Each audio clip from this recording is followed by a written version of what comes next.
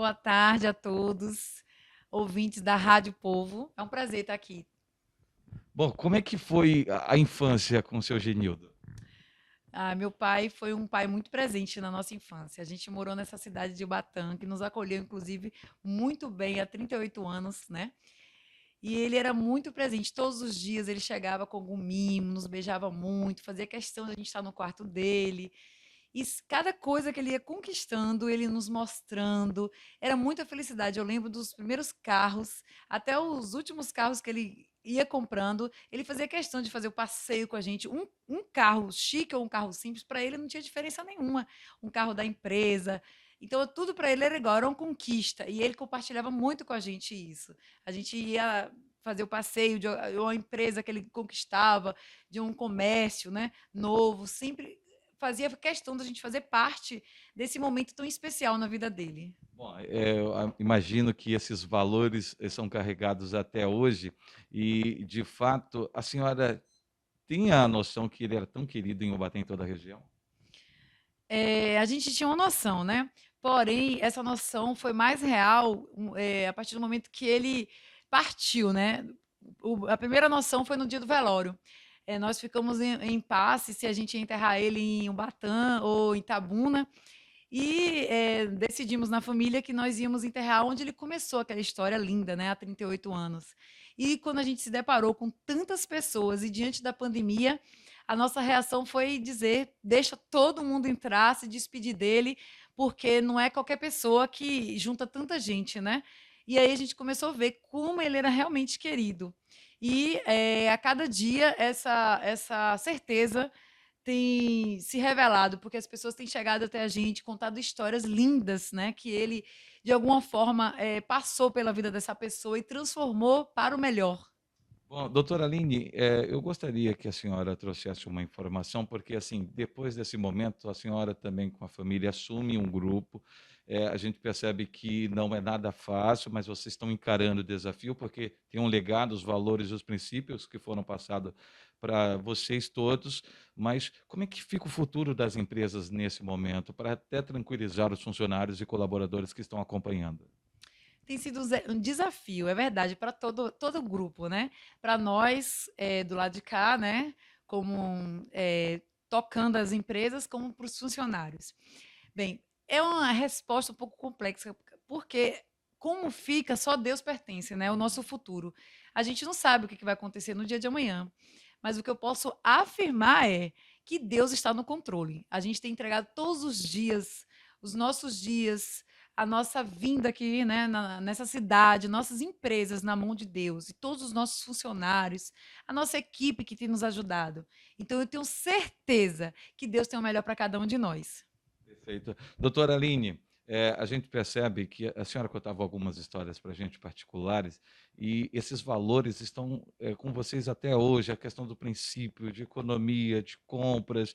Bom, quais são os principais valores para quem está em casa acompanhando nesse momento que o seu pai deixou para vocês?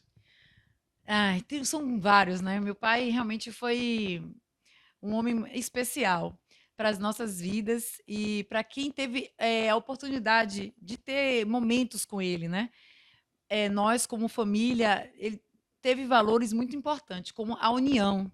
A união da nossa família era uma coisa assim primordial para a vida dele, de estar todo mundo bem, feliz, unido, né? Uma pessoa ela funciona, mas quando tem um grupo, uma família unida, né? Isso em âmbito de família como em grupo, né? Em uma empresa. Se está todo mundo pensando em um objetivo em comum, a coisa funciona melhor. A força, meu pai era um homem muito forte, muita coragem. Meu pai também era um homem muito sensível. Meu pai tinha capacidade de sentir no nosso tom de voz o que a gente estava sentindo emocionalmente, que às vezes a gente não queria falar, né?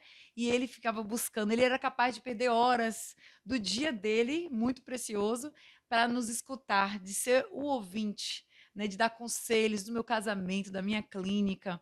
Então, esse era meu pai, não era só comigo, é com qualquer um. Meu pai, ele investia nas pessoas, ele amava o ser humano. E ele passou muito isso para a gente, porque não importa se uma pessoa estiver bem e os outros ao redor não estiver bem, né? O importante é todo mundo estar bem, pensando junto, crescendo todo mundo igual.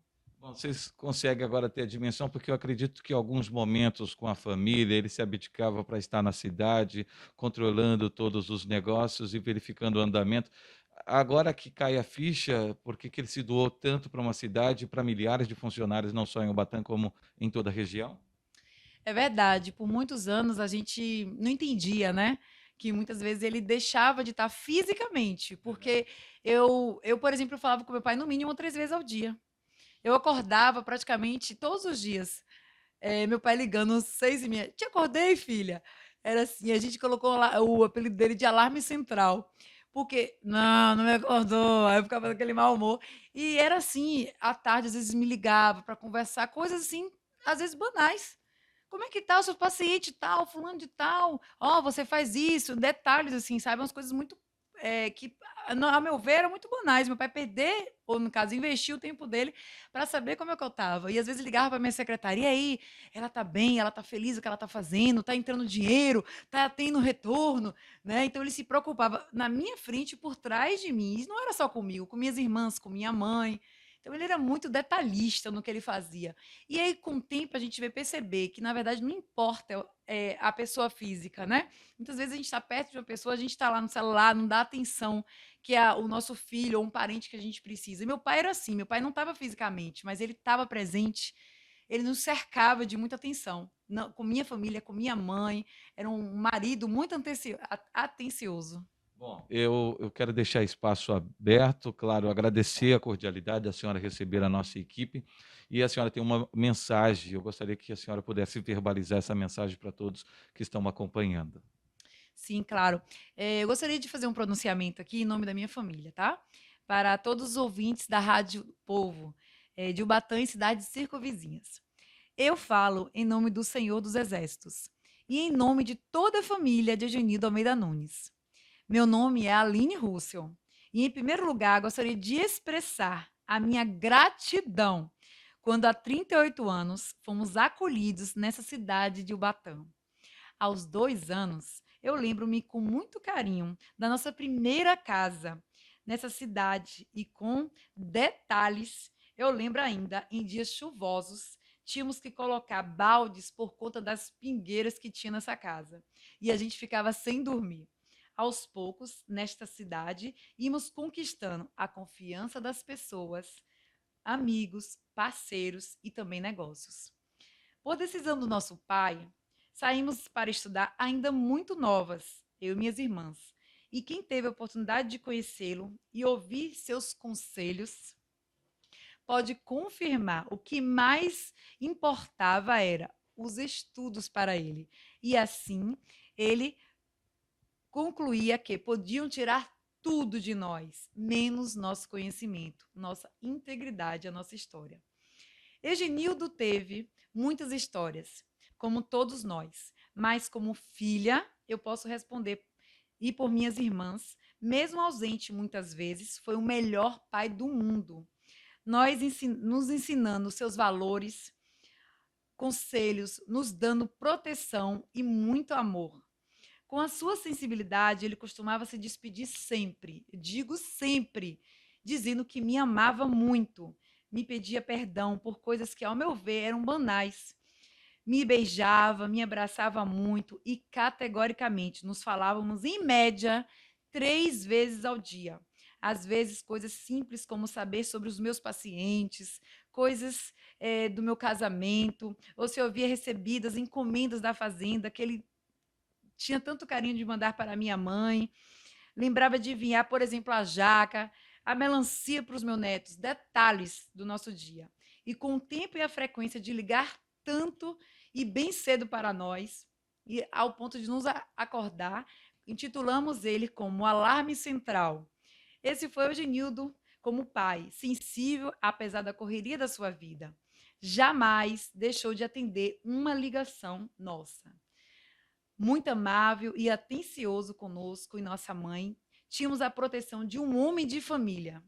E ainda tinha uma capacidade singular de perceber no meu tom de voz meu estado emocional e se permitia ficar por horas para que eu pudesse ter ele como confidente. E ao final, ele sempre conseguia o que eu falasse E mesmo adulta, casada e independente, eu seguia seus valiosos conselhos. É fato que não fomos preparados fisicamente para estarmos aqui, vivendo o que estamos vivendo. Porém, Eugenildo Almeida Nunes, como pai, como sogro, como esposo, como irmão, como amigo, como patrão, como companheiro e como empresário, nos preparou ao longo dos anos que ele nos permitiu estar ao seu lado. Nos ensinou princípios de força, de coragem, de integridade, de amizade, de garra, de união, cooperação, família, trabalho, economia. Desde muito cedo, valorizar as pessoas e amar o próximo. Como ele costumava dizer, que estávamos em um Boeing e todos deveriam estar em sintonia para que pudéssemos continuar voando. A verdade é, são incontáveis suas histórias, conselhos e observações. Então, em nome de toda a minha família, a família de Eugenildo Almeida Nunes, estamos com toda impetuosidade para continuar mantendo o que está bom e com objetivos de melhorar ainda mais. Aquela história que foi iniciada há 38 anos na Avenida Landulfo Alves, número 68. E tenho certeza que com Deus nos guiando e a benevolência de todos aqueles que nos apoiam, estaremos construindo um novo legado para orgulho da cidade de Ubatã. Obrigada a todos que têm nos apoiado. E assim como a rainha Esther convocou a nação para orar e jejuar, eu gostaria de convidar todos os ouvintes da Rádio Povo que se sentirem à vontade a levantarmos um clamor por toda a nossa cidade e região. Gostaria também de convidar, no dia 1º de maio, um clamor na praça da cidade, no centro da cidade de Ubatã, com vários pastores, às 8 horas da noite, com o povo da Assembleia de Deus e outras igrejas. Eu gostaria de agradecer a oportunidade de estar aqui, falando um pouco da nossa história.